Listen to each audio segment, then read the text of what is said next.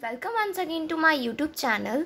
और आज हम इस वीडियो में अपना न्यू टॉपिक करने वाले हैं जो है संज्ञा। It means noun. तो संज्ञा क्या है? संज्ञा मतलब नाउन। नाउ अब हम लोग समझ लेते हैं अच्छी तरीके से कि संज्ञा एक्चुअली होता क्या है।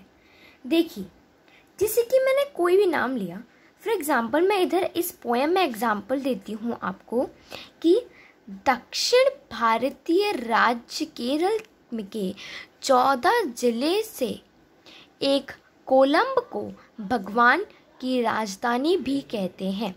जैसे कि मैंने यहाँ से यहाँ तक पढ़ा, तो आपने कुछ ऐसे नाम देखे जो पर्टिकुलर हैं, जो सिर्फ एक ही चीज़ के नाम हैं। हाँ, मैंने देखा कि जो केरल है, केरल सिर्फ ये एक ही नाम है। केरल और नाम नहीं है, ये एक पर्टिकुलर जगह का नाम है। भारत भी एक पर्टिकुलर नाम है। दक्षिण भी एक पर्टिकुलर दिशा है। और ये कोलंब, ये भी एक जगह है। तो जितने भी आपने पर्टिकुलर नाम देखे और जिस चीज़ की वजह से आपको इन स्थानों के बोध करा रहे हैं, इन व्यक्ति, इन प्राणी या इनके भाव को, जो भी वर्ड, जो भी शब्द बोध कराते हैं, उसी चीज़ को हम संज्ञा कहते हैं। क्या कहते हैं हम लोग? संज्ञा। तो सेम वे में, इसी वे में डेफिनेशन दे रखी है यहाँ पर संज्ञा की, कि व्याकरण में ये सभी शब्द संज्ञा कहलाते हैं। नाउ संज्ञा का अर्थ है पहचानना या ज्ञान कराने वाले शब्द। संज्ञा मतलब जो शब्द हमें ज्ञान कराता है या वो चीज़ जिससे हमें पहचानते हैं। नाम ही किसी व्यक्ति, वस्तु, स्थान या भाव विशेष की पहचान करवाता है। इस प्रकार किसी व्यक्ति, प्राणी, वस्तु, स्थान या भाव आदि के नाम का बोध कराने वाले शब्द को संज्ञा कहते हैं। मैंने आपको अभी जब मैं ये पोएम पढ़ रही थी तो मैंने आपको बताया था कि इसमें जो भी शब्द, जो भी नाम जो है, वो इन सब का बोध कराता है। ये जितने भी हैं, जैसे कि व्यक्ति, प्राणी, वस्तु, स्थान या भाव आदि का, इन सब का बोध कराता है, तो वह शब्द क्या कहलाते हैं? संज्ञा। ना अब हम नेक्स्ट पर आते हैं कि उसके टाइप्स कितने हैं, कितने भेद हैं संज्ञा के। तो भेद पढ़ने से पहले थोड़ा सा हम ये पढ़ लेते हैं, ऊपर जो इन्फॉर्मेशन दे रखी है। संज्ञा प्राणीवाचक, अप्राणीवाचक, गणनीय तथा अगणनीय हो सकती हैं। जैसे जितनी भी संज्ञा, अभी मैं आपको भेद बताऊंगी, संज्ञा के भेद कितने हैं।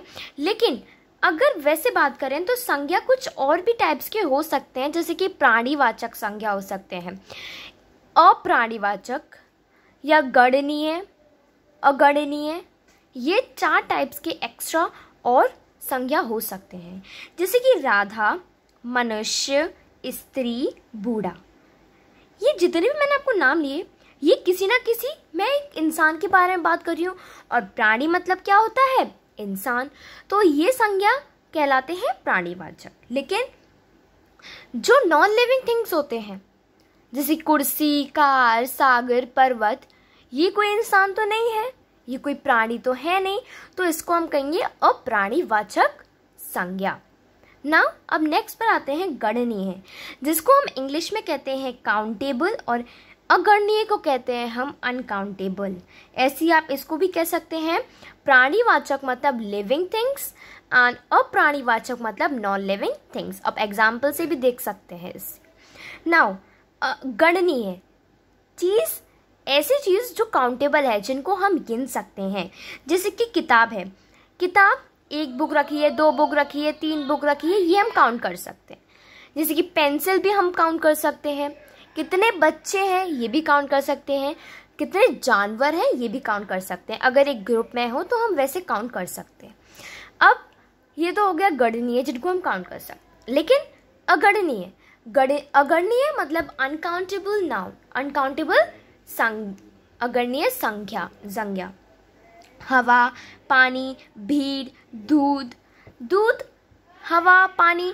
क्या आप इनको गिन सकते हैं कि कितनी हवा है? आप ये तो नहीं बोल सकते 2 हवा चल रही है। हाँ, ऐसे सेम वे में पानी, हम ये कह सकते हैं कि मेरे लिए 1 गिलास पानी ले आओ, लेकिन हम ये नहीं कह सकते कि मेरे लिए एक, मतलब जैसे कि पानी है, पानी लिक्विड होता है, तो पानी को हम गिन नहीं सकते ना कि 1 बूंद, 2 बूंद, 3 बूंद, ऐसे नहीं गिन सकते। हाँ, अगर पानी के ग्लास रखे हैं हम उनको काउंट कर सकते हैं, लेकिन सिर्फ एक पानी को हम काउंट नहीं कर सकते। ऐसे भीड़ ये काउंट कर सकते हैं वहाँ पे लोग कितने हैं, लेकिन ये नहीं काउंट कर सकते भीड़ कितनी है। ऐसे सेम चीज़ दूध, दूध को भी हम काउंट नहीं कर सकते, लेकिन ऐसे कह सकते हैं कि 1 लीटर दूध, 2 लीटर दूध, 1 किलो, 2 किलो, ऐसे दूध। नाउ, संज्ञा शब्द विशेषण के साथ विशेष का कार्य करते हैं।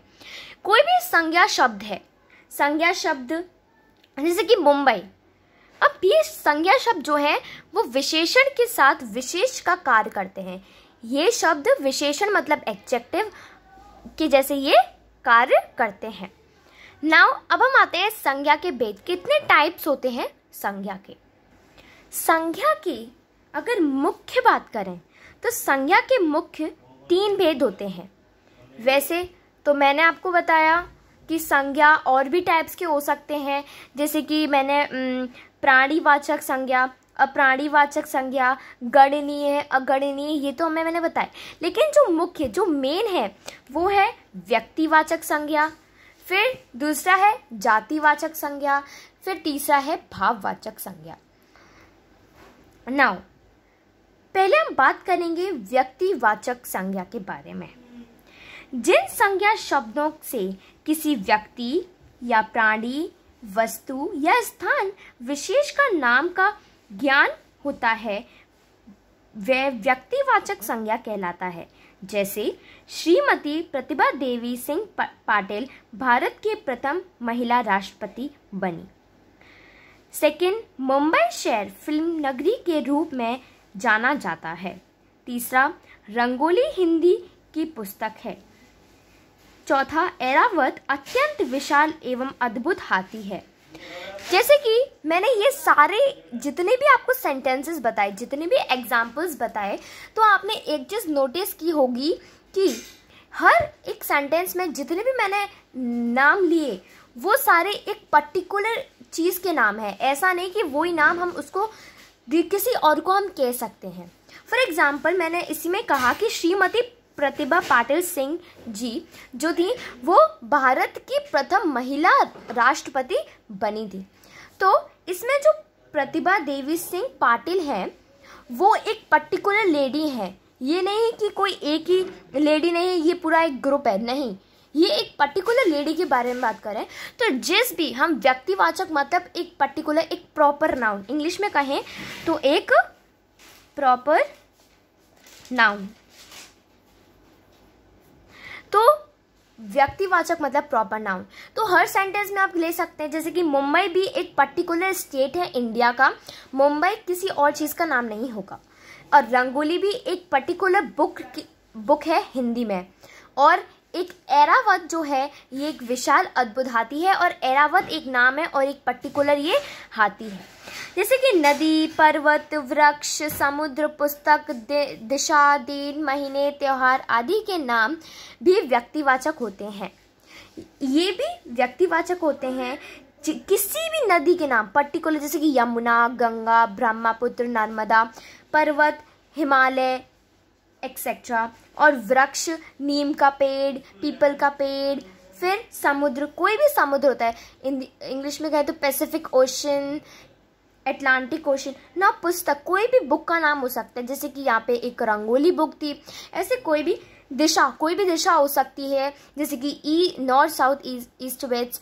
ऐसे महीने, कोई भी महीना हो सकता है, एक पर्टिकुलर महीना एक पर्टिकुलर होता है। लेकिन इसमें हम महीना क्यों नहीं कह रहे व्यक्तिवाचक संज्ञा? हम महीना इसमें इसलिए नहीं कह रहे क्योंकि महीने काफ़ी सारे होते हैं, जनवरी, फरवरी, मार्च, अप्रैल, मई, जून, जुलाई, अगस्त, सितंबर, अक्टूबर, नवंबर, दिसंबर। तो ये सारे महीने, दे ऑल आर मंथ्स, ये सारे महीने हैं। लेकिन महीने एक पूरा ग्रुप है। एक पर्टिकुलर महीने की बात करें जनवरी, तो वो आ जाएगा व्यक्तिवाचक संज्ञा में। अब काफ़ी सारे त्योहार काफ़ी सारे होते हैं, तो हमने इसको व्यक्तिवाचक में लिया। एक पर्टिकुलर त्योहार के बारे में बात करें तो वो होगा व्यक्तिवाचक संज्ञा, जैसे कि दीपावली, होली, जन्माष्टमी एक्सेट्रा। ओके, अब आदि कोई भी नाम हम व्यक्तिवाचक कहलाता है ना। अब हम नेक्स्ट आते हैं जातिवाचक संज्ञा में। देखिए, जिन संज्ञा शब्दों से किसी प्राणी, स्थान या वस्तु का पूर्ण जाति का बोध होता है वह जातिवाचक संज्ञा कहलाता है। जैसे फॉर एग्जाम्पल, प्राणी, घोड़ा तेज दौड़ रहा है। सैनिकों ने अपना रण कौशल दिखाया। दूसरा, स्थान, हमारी कक्षा में 3 छात्र हैं। आज डाकघर है, अदालत है। आज डाकघर में अदालत है। वस्तु, कपड़े उठाकर ठीक से रखो, मेज पर फल रख दो। ये मैंने जो प्राणी, स्थान, वस्तु, ये जो नाम लिए, मतलब जातिवाचक जो है वो 3 पार्ट्स में डिवाइडेड है। फर्स्ट ऑफ ऑल जो प्राणी के बारे में बात कर रहे हो हम लोग। दूसरा है जब हम स्थान के बारे में बात कर रहे हो। तीसरा है हम वस्तु के बारे में बात कर रहे हैं। तो ये 3 चीज़ों में डिवाइडेड है। तो फर्स्ट ऑफ ऑल प्राणी के बारे में बात कर रहे हैं तो ये जातिवाचक है, ये कॉमन, इसमें कोई पर्टिकुलर नेम नहीं होता। व्यक्तिवाचक में पर्टिकुलर नेम होता है, लेकिन प्राणी जातिवाचक में पर्टिकुलर नेम नहीं होता। It means common noun, common noun, ये एक कॉमन नाउन है। नाउ प्राणी का सबसे पहले एग्जाम्पल हम लेते हैं, घोड़ा तेज दौड़ रहा है। तो घोड़ा तो दुनिया में काफी सारे हैं, तो ये एक पर्टिकुलर नेम नहीं बताया घोड़े का। जैसे इसमें बताया था एरावत एक पर्टिकुलर नेम है हाथी का, लेकिन जो प्राणी हम बात करें घोड़ा, घोड़ा एक पर्टिकुलर नेम नहीं है किसी घोड़े का। तो घोड़ा काफी सारे होते हैं, तो ये हो जाएगा प्राणी। सैनिकों ने अपना रण कौशल दिखाया। सैनिक भी काफी सारे, सैनिक एक पूरा झुंड। ओके, तो सैनिक में हमने एक पर्टिकुलर इंसान का नाम नहीं बताया, तो पूरा एक ग्रुप बताया सैनिकों का। तो ये जातिवाचक संज्ञा, it means common noun. Now next आते हैं हम स्थान, एक प्लेस पर बात कर रहे हैं। तो प्लेस जैसे कि हमारी कक्षा में 30 छात्र हैं। हमारी कक्षा में 30 छात्र हैं, तो जो क्लास है वो कक्षा है, वो भी तो एक जगह है, वो भी तो एक स्थान है। तो ये है स्थान। ना कक्षा मैंने कहा कक्षा में 30 बच्चे हैं। जो कक्षा है, कक्षा काफी सारी होती हैं। हमने एक पर्टिकुलर कक्षा के बारे में नहीं बताया कि 10वीं क्लास, तीसरी क्लास, ऐसे नहीं बताया। तो हमने कक्षा बताया, कक्षा तो काफी सारी होती हैं क्लासेस। नाउ आज डाकघर में हड़ताल है, और डाकघर भी काफी सारे होते हैं। उसने पर्टिकुलर डाकघर का नाम नहीं बताया, उसने बस इतना बताया कि एक डाकघर है जिसमें हड़ताल है। नाउ वस्तु, कपड़े उठाकर ठीक से रखो, कपड़े भी काफी सारे होते हैं। मेज पर फल रख दो, फल भी काफी सारे होते हैं। फल तो जैसे कि apple, banana, orange, papaya, watermelon, mango etcetera. तो हमने फल एक पर्टिकुलर नाम नहीं रखा, जैसे कि मेज पर सेब रख दो, एक पर्टिकुलर नहीं रखा। अगर यहाँ पे फल की जगह सेब होता तो हम मानते कि वो व्यक्तिवाचक संज्ञा है, लेकिन इसमें जो मेज पर फल रख दो, फल एक पर्टिकुलर नाम नहीं है किसी का, फल काफी सारे होते हैं, तो ये आ जाता है जातिवाचक संज्ञा में। अब हम आते हैं तीसरे भेद पर, जो है भाववाचक संज्ञा। भाववाचक संज्ञा, भाव मतलब किसी चीज को अंदर से महसूस करना। ओके, जो हमारे भाव होते हैं। जिन संज्ञा शब्दों से किसी व्यक्ति, प्राणी, वस्तु अथवा पदार्थ के गुण, दोष, दशा, अवस्था, क्रिया के व्यापार आदि का बोध होता है, वे भाववाचक संज्ञा कहलाते हैं। जैसे महात्मा गांधी अहिंसा के पुजारी थे। कंस की क्रूरता में कौन नहीं जानता। भयंकर सूखे के कारण सभी जीव बेचैन हो गए। बुढ़ापे में व्यक्ति बच्चा बन जाता है। सावन के महीने में चारों ओर हरियाली छा जाती है। ये सारे जितने भी एग्जाम्पल्स थे, जैसे कि कोई भी भाववाचक संख्या, भाववाचक को मतलब अगर इंग्लिश में कहें तो it's abstract noun. Abstract noun, it's a abstract noun. तो महात्मा गांधी अहिंसा के पुजारी थे। महात्मा गांधी कौन थे? अहिंसा के पुजारी थे।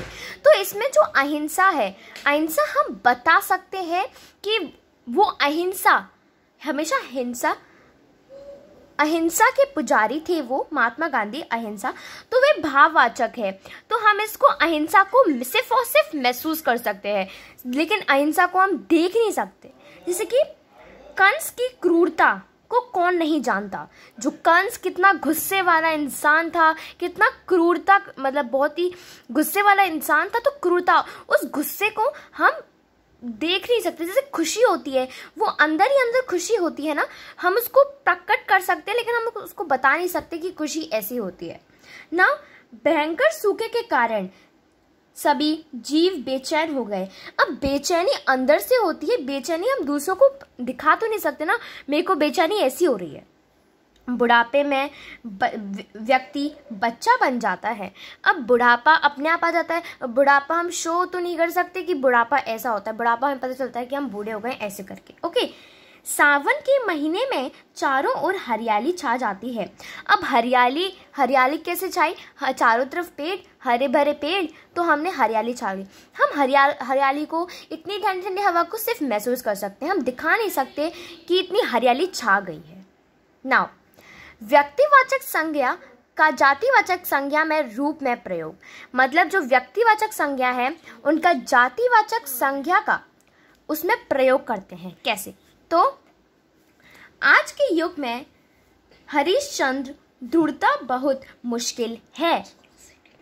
तो इस टॉपिक में कि व्यक्तिवाचक संज्ञा को हम जातिवाचक संज्ञा के रूप में कैसे प्रयोग करें, तो ये जो सेंटेंस है, हरिश्चंद्र एक पर्टिकुलर इंसान का नाम है, तो ये व्यक्तिवाचक संज्ञा है।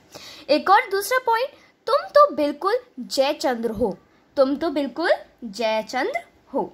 नाउ, इन वाक्यों में हरिश्चंद्र तथा जयचंद्र व्यक्तिवाचक संज्ञा है, किंतु इनका प्रयोग जातिवाचक संज्ञा के रूप में सत्यवादी तथा देशद्रोही के अर्थ में किया गया है। अतः जब व्यक्तिवाचक संज्ञा किसी विशेष व्यक्ति का बोध न कराकर उस व्यक्ति के जैसे गुण या दोष का युक्त सभी व्यक्तियों का बोध कराती है, वह जातिवाचक संज्ञा बन जाती है। जैसे कि इसमें ये कहना चाह रहा है, मैंने जब ये सेंटेंस बोला और इसमें जब मैंने कहा कि हरिश्चंद्र, इसमें जो हरिश्चंद्र है वह ढूंढना बहुत मुश्किल है, और जो दूसरा सेंटेंस बोला मैंने कि तुम तो बिल्कुल जयचंद्र हो, तो इन दोनों सेंटेंस में ये दोनों हमें पता है ये दोनों व्यक्तिवाचक है, बिकॉज इज इट पर्टिकुलर, किंतु इनका प्रयोग जातिवाचक संज्ञा के रूप में हमने किया है। कैसे किया? जैसे कि सत्यवादी तथा देशद्रोही के अर्थ में किया गया है, इसके रूप में हमें किया गया। किसके रूप में? सत्यवादी के रूप में और देशद्रोही के अर्थ में किया गया है। अतः जब व्यक्तिवाचक संज्ञा किसी विशेष व्यक्ति का बोध न कराकर उस व्यक्ति के जैसे गुण या दोष से युक्त सभी व्यक्तियों का बोध कराती है, तो वह जातिवाचक संज्ञा बन जाती है। जैसे कि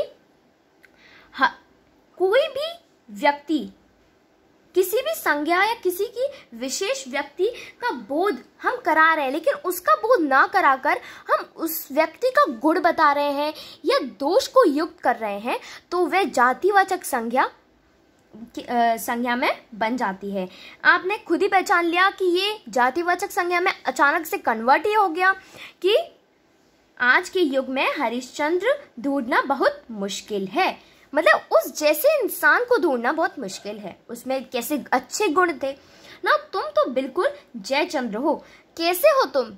हमने उसको बताया कि उसकी कोई क्वालिटी होगी, तुम उसके जैसे हो। नाउ नेक्स्ट आता है जातिवाचक संज्ञा का व्यक्तिवाचक संज्ञा के रूप में प्रयोग। अब इसमें व्यक्तिवाचक का जातिवाचक में, अब हम करेंगे जातिवाचक संज्ञा का व्यक्तिवाचक संज्ञा के रूप में प्रयोग। नाउ कभी कभी जातिवाचक संज्ञा जाति का बोध न कराकर किसी व्यक्ति विशेष का बोध कराती है, जब वह व्यक्तिवाचक संज्ञा बन जाती है। जैसे गांधी के देश में हिंसा शोभा नहीं देती, गांधी के देश में हिंसा शोभा नहीं देती। नेताजी के आजाद हिंद फौज का गठन किया था, नेताजी ने आज़ाद हिंद फौज का गठन किया था। तो ये जो मैंने 2 एग्जाम्पल दिए आपको कि गांधी के देश में हिंसा शोभा नहीं देती, तो इसमें जो जातिवाचक संज्ञा है वो व्यक्तिवाचक संज्ञा में कैसे प्रयोग हुई अब देखते हैं। गांधी तथा नेताजी यदि जातिवाचक संज्ञा है, परंतु यहाँ इन शब्दों के अभिप्राय कृष्ण मोहनदास, करमचंद गांधी तथा सुभाष चंद्र बोस से है, अतः ये शब्द व्यक्तिवाचक संज्ञा है।